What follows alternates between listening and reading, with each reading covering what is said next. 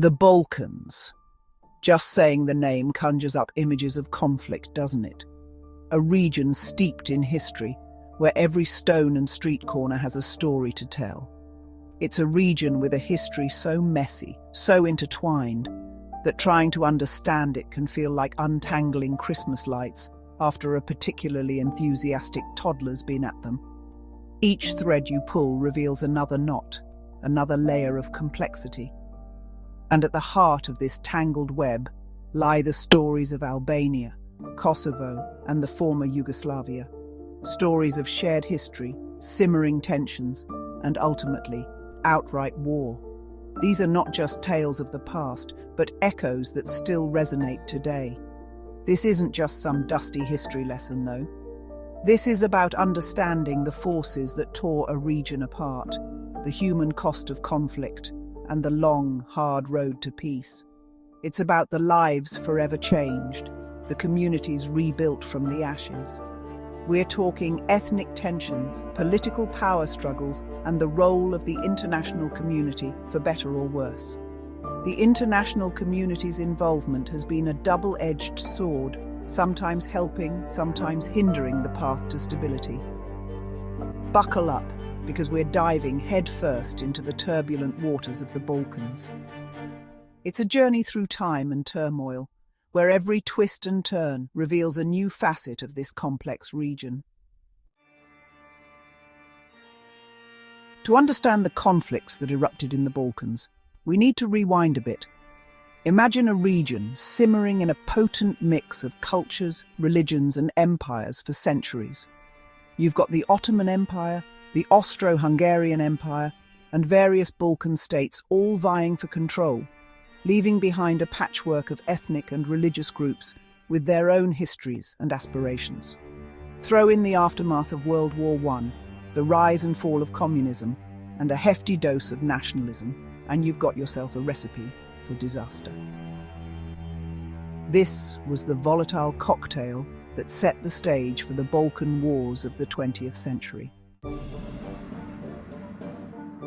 Enter Yugoslavia, a nation cobbled together after World War I in an attempt to unite various South Slavic peoples under one banner. This ambitious project aimed to create a single state for Serbs, Croats, Slovenes, and other ethnic groups, hoping to foster unity and strength in the region.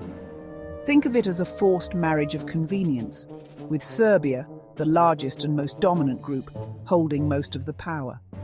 This dominance was evident in political, military, and economic spheres, often sidelining the interests of other ethnic groups.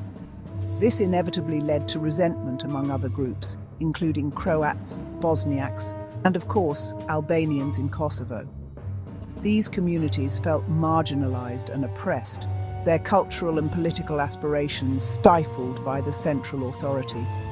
The glue holding Yugoslavia together was strongman Josip Broz Tito, who, despite being a bit of a dictator, managed to maintain a semblance of peace and unity. Tito's policies of brotherhood and unity were crucial in keeping the diverse nation together, even if it meant ruling with an iron fist. But when Tito died in 1980, it was like removing the lid from a pressure cooker. His death left a power vacuum, and without his unifying presence, the underlying tensions began to surface. Nationalist sentiments, long suppressed, began to bubble over, setting the stage for the country's eventual disintegration. The fragile unity that Tito had maintained started to crumble, leading to a decade of conflict and the eventual breakup of Yugoslavia into several independent nations. Now let's zoom in on Kosovo, a small landlocked region with a huge symbolic significance. For Serbs, Kosovo is their historical heartland, the site of the 1389 Battle of Kosovo, where they fought against the invading Ottoman Empire. It's steeped in Serbian history, culture, and Orthodox Christianity. But here's the catch.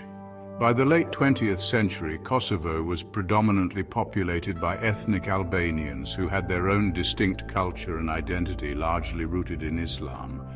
They saw Kosovo as their home and chafed under Serbian rule. This, my friends, is the crux of the problem. two groups with deeply held historical and cultural claims to the same piece of land. Section 5. Seeds of Discord, Ethnic Tensions and Serbian Nationalism. As Yugoslavia began to crumble in the 1980s, Serbian nationalism reared its ugly head. Slobodan Milosevic, a Serbian politician with a penchant for fiery rhetoric, exploited this sentiment, fanning the flames of ethnic tensions. Milosevic revoked Kosovo's autonomy, stripped Kosovar Albanians of their rights, and essentially treated them as second-class citizens in their own land. This only fueled resentment and resistance among the Kosovar Albanian population, pushing them towards demanding independence. The stage was set for a showdown. Section 6. The Kosovo War, a bloody chapter. By the late 1990s, tensions in Kosovo had reached a boiling point. The Kosovo Liberation Army, a guerrilla group fighting for Kosovar Albanian independence, clashed with Serbian forces. What followed was a brutal conflict marked by atrocities on both sides. Serbian forces, under Milosevic's command, unleashed a wave of violence against Kosovar Albanian civilians, displacing hundreds of thousands from their homes. The world watched in horror as reports of ethnic cleansing, mass killings, and widespread human rights abuses emerged from Kosovo. Section 7. International Intervention, a Necessary Evil.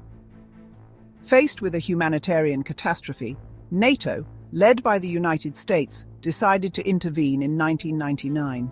This was a controversial move, as it was done without UN Security Council authorization, which Russia, a Serbian ally, would have vetoed. NATO launched a bombing campaign against Serbian targets, including Belgrade, the Serbian capital. While the intervention eventually forced Serbia to withdraw from Kosovo and halted the bloodshed, it remains a deeply divisive issue. Some argue that it was a necessary step to prevent further atrocities, while others condemn it as an illegal act of aggression that violated Serbia's sovereignty.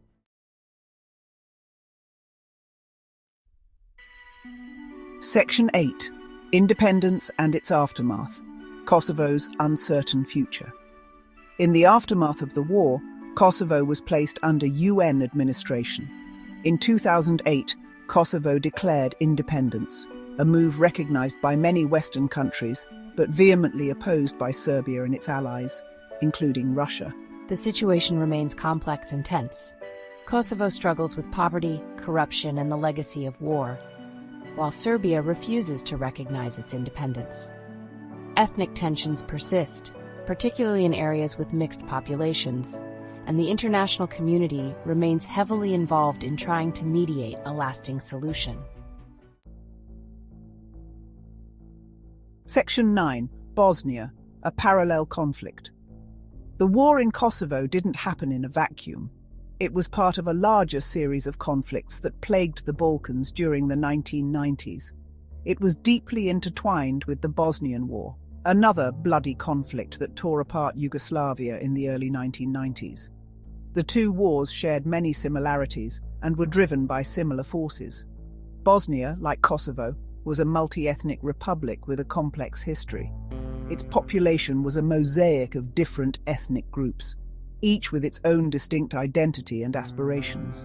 When it declared independence from Yugoslavia, Bosnian Serbs, backed by Serbia, rose up in opposition. This opposition quickly escalated into a full-scale war. What followed was a horrific civil war characterized by ethnic cleansing, concentration camps, and the Srebrenica massacre, where thousands of Bosnian Muslim men and boys were systematically murdered by Bosnian Serb forces. The brutality of these events shocked the world. The Bosnian War, like the Kosovo conflict, highlighted the devastating consequences of unchecked nationalism and the failure of the international community to effectively intervene in time. The scars of these conflicts are still felt today, serving as a grim reminder of the cost of division and hatred. Section 10. Scars of War and the Long Road to Peace. The conflicts in Kosovo and Bosnia left deep scars on the region. Thousands were killed, millions were displaced, and the social fabric was torn apart. The road to reconciliation and lasting peace is long and arduous. It requires addressing past grievances, fostering dialogue between communities, and promoting economic development.